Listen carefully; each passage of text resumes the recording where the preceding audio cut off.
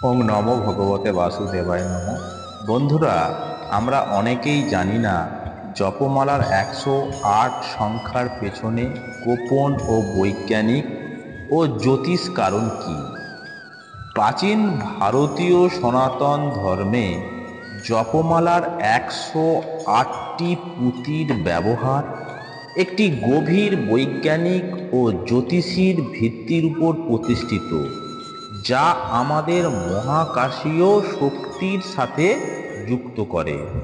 এই পবিত্র সংখ্যাটি শুধুমাত্র একটি ঐতিহ্যগত প্রথা নয়, বরং এর পেছনে রয়েছে গভীর গাণিতিক, জ্যোতির্বিজ্ঞান এবং আধ্যাত্মিক তত্ত্ব।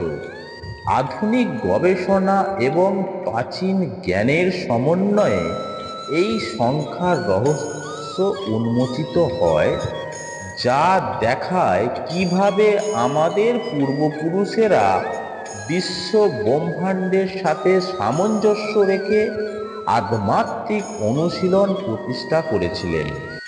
আসুন এখন জেনে নেওয়া যাক জ্যোতির্বিজ্ঞানের দৃষ্টিকোণ থেকে 108 সংখ্যার তাৎপর্য কী। প্রাচীন ভারতীয় জ্যোতির্বিদগণ আকাশপথে সূর্য ও চাঁদের গতিপথকে 27টি সমান ভাগে বিভক্ত করেছিলেন, যাদের বলা হয় নক্ষত্র। এই 27টি নক্ষত্রের প্রতিটিকে আবার 4টি ধাপে ভাগ করা হয়েছে, যাদের বলা হয় পদ। এই হিসাব অনুযায়ী তাহলে 27 গুণিত 4 সমান 108টি পদ বা ধাপ তৈরি হয়, যা সূর্য ও চাঁদের আকাশপথে সম্পূর্ণ ভ্রমণের জন্য প্রয়োজনীয় পূর্ণাঙ্গ ধাপের সংখ্যা। জ্যোতির্বিজ্ঞানগতভাবে আমাদের ছায়াপথের মধ্যে 27টি নক্ষত্রপুঞ্জ রয়েছে এবং প্রত্যেকের মধ্যে 4টি করে দিক রয়েছে। সুতরাং এই গণনা অনুসারে 102 সংখ্যাটি সম্পূর্ণ ছায়াপথকে আচ্ছাদিত করে রেখেছে। প্রাচীন ঋষিগণ বুঝতে পেরেছিলেন যে এই মহাকাশীয় চক্রের সাথে তাল মিলিয়ে মন্ত্র জপ করলে মানুষ বিশ্ব ব্রহ্মাণ্ডের তরঙ্গ প্রবাহের সাথে সামঞ্জস্য রক্ষা করতে পারে। সূর্য, চাঁদ ও পৃথিবীর মধ্যে দূরত্বের অনুপাত আরও অবাক করা তথ্য হলো যে সূর্য এবং চাঁদের ব্যাস পৃথিবী থেকে তাদের দূরত্বের প্রায় 108 ভাগের সমান। এই জ্যামিতিক অনুপাত প্রমাণ করে যে প্রাচীন ভারতীয় জ্যোতির্বিদগণ মহাকাশীয় বস্তুগুলির মধ্যে সূক্ষ্ম গাণিতিক সম্পর্কে অবগত ছিলেন। সূর্যের চারপাশে পৃথিবী ও চন্দ্রের পরিক্রমা ও গতি এবং পারস্পরিক দূরত্বের সঙ্গে 108 সংখ্যার মহাকাশীয় সংযোগ দেখায় যে জপমালার 108 পুঁতি মৌলিক কাঠামোর প্রতিফলন।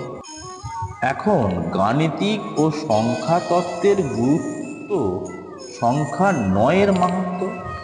108 সংখ্যার মহাজাগতিক গুরুত্ব বুঝতে হলে এর অঙ্কগুলো যোগ করতে হবে।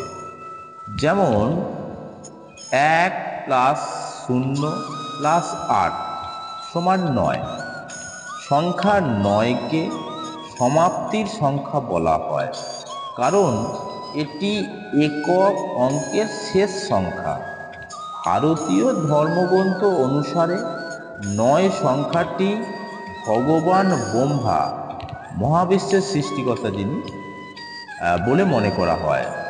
হিন্দু ধর্মে সংখ্যা 9-এর বিশেষ গুরুত্ব রয়েছে, যা নবরাত্রি ও শিবরাত্রির 9 দিন ব্যাপী উৎসবেও প্রতিফলিত হয়।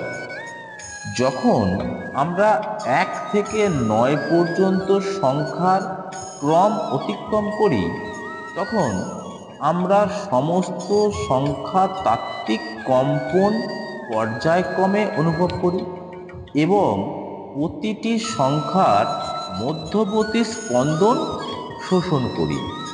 এই কারণেই 108 বার মন্ত্র জপ করলে আমরা একটি সম্পূর্ণ আধ্যাত্মিক চক্র সম্পন্ন করি।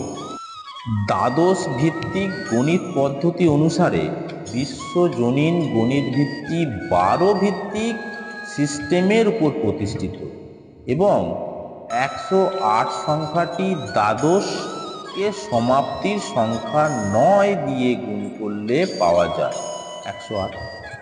এই গাণিতিক সম্পর্ক প্রমাণ করে যে 108 সংখ্যাটি শুধুমাত্র কাকতালীয় নয়, বরং মহাবিশ্বের মৌলিক গাণিতিক কাঠামোর সাথে সংযুক্ত। প্রাচীন বৈদিক সমাজের প্রখ্যাত গণিতবিদরা দেখিয়েছেন কিভাবে কোনো কিছুর উপস্থিতিকে সম্পূর্ণ করে 108 সংখ্যা। বন্ধুরা, আপনারা জানবেন মানব দেহের হৃদয় চক্রকে ঘিরে থাকে 108টি শক্তি রেখা বা এনার্জি লাইন। এই শক্তি রেখাগুলির মধ্যে একটি সুষুম্না নাড়ি ক্রাউন চক্র সৃষ্টি করে। যখন কোনো মন্ত্র বারবার পুনরাবৃত্তি করা হয় তখন তার থেকে একটি বিশেষ শক্তি তৈরি হয় যা আমাদের আত্ম উপলব্ধিতে সাহায্য করে। সুতরাং 108 বার মন্ত্র উচ্চারণ করলে তা আমাদের ক্রাউন চক্র উন্মুক্ত করতে সাহায্য করে। এর ফলে আমাদের আত্মা উপলব্ধি বিকশিত হতে পারে। আবার যোগশাস্ত্রে 108 সংখ্যা আধ্যাত্মিক পূর্ণতা প্রকাশ করে। প্রাচীন যোগীরা বিশ্বাস করতেন যে আমরা সৃষ্টির ছন্দের সাথে নিজেদেরকে সামঞ্জস্য রাখতে পারি। এই পবিত্র সংখ্যার চক্রে আমাদের অনুশীলন সম্পন্ন করে। জপমালার মাধ্যমে 108 বার মন্ত্র পাঠ করলে জপকারী সহজেই মন্ত্রের ধ্বনি, স্পন্দন এবং ব্যাখ্যার প্রতি মনোযোগ দিতে পারেন। ঐতিহ্যগতভাবে বলতে গেলে জপমালার 109তম পুঁথিকে বিন্দু সুমেরু গুরু মনকা বা জপ স্তব বলা হয়। এই গুরু মনকা কখনো জপের অন্তর্ভুক্ত হয় না, বরং এটি একটি জপের শুরু ও শেষের চিহ্ন হিসাবে কাজ করে। যখন আমরা জপমালার এক পূর্ণ ফেরা সম্পন্ন করে 109তম মনকায় পৌঁছাই, তখন ঐতিহ্য অনুসারে আমরা আমাদের জপ করা মন্ত্রের একটি স্তরের পূর্ণতা অর্জন করি। গুরু মনকায় পৌঁছানোর পর মালাটি উল্টিয়ে একই মনকা থেকে পুনরায় শুরু করার কথা রয়েছে। 108 পুঁতির এই বৃত্ত আসলে উপবৃত্তাকার পথের প্রতিনিধিত্ব করে, যা আকাশে সূর্য ও চাঁদের গতিপথ। যখন আমরা 108টি পুঁতি ঘোরাই তখন আমরা মহাবিশ্বের সম্পূর্ণ আশীর্বাদের সাথে সংযুক্ত হই। প্রতিটি ধাপ সময়ের মধ্যে প্রেরিত একটি আশীর্বাদ হয়ে ওঠে। কোনো মন্ত্র 108 বার উচ্চারণ করলে এই বিশ্ব ব্রহ্মাণ্ডের মধ্যে যে তরঙ্গ প্রবাহিত হচ্ছে তার সঙ্গে সাদৃশ্য রক্ষা হয়। এই মহাজাগতিক সংযোগ শুধুমাত্র তাত্ত্বিক নয়, বরং ব্যবহারিক প্রভাবও রয়েছে। নিয়মিত মন্ত্রোচ্চারণ করলে তার প্রভাবে আমাদের শরীর, মন ও আত্মার পরিবর্তন সম্ভব। এই কারণেই বৈদিক ঐতিহ্যে মন্ত্রোচ্চারণের সময় সর্বদা 108 বার মন্ত্র পাঠ করার পরামর্শ দেওয়া হয়। তবে সেই মন্ত্রপাঠের যথোপযুক্ত ফল পাওয়া যায়। 108 সংখ্যাটি হিন্দু ধর্মের বিভিন্ন দিকে গভীরভাবে প্রথিত হয়। এই সংখ্যা দেবদেবীদের 108টি নামের সাথে সংযুক্ত। যা মহাজাগতিক শক্তি ও ঐশ্বরিক সংযোগের প্রতিনিধিত্ব করে। সূর্য নমস্কারের 108টি যোগ, 108টি পীঠ এবং উপনিষদের মতো বিভিন্ন ক্ষেত্রে এই সংখ্যার উপস্থিতি লক্ষ্য করা যায়। এমনকি ভারতের কিছু রাজ্যে 108 নম্বরটি হেল্পলাইন নম্বর হিসেবেও ব্যবহার হয়। রুদ্রাক্ষমালায় ঐতিহ্যগতভাবে 108টি পুঁথি থাকে, যা শিব ভগবানের সাথে সম্পর্কিত বৃহৎ ও চিরসবুজ গাছ তৈরি।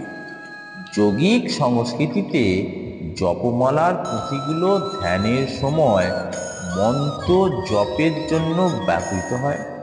108 বার পুনরাবৃত্তির এই সম্পূর্ণ চক্র জপকারীকে মন্ত্রের ধ্বনি, তাল ও ব্যাখ্যার প্রতি নির্বিঘ্নে মনোযোগ দিতে সাহায্য করে।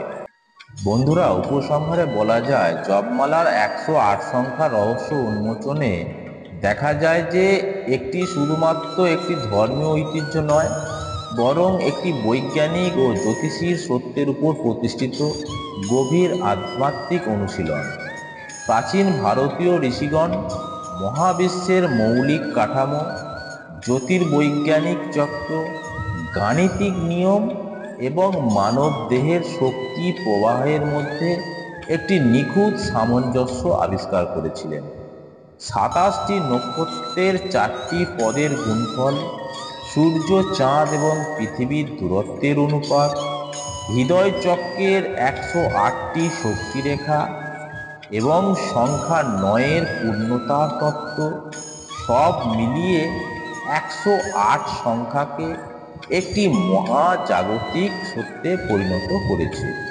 বন্ধুরা, এই রকম নতুন ধরনের ভিডিও সবার আগে পেতে হলে আমাদের চ্যানেলটি সাবস্ক্রাইব করে রাখুন আর কমেন্ট করুন, লাইক দিন। ধন্যবাদ।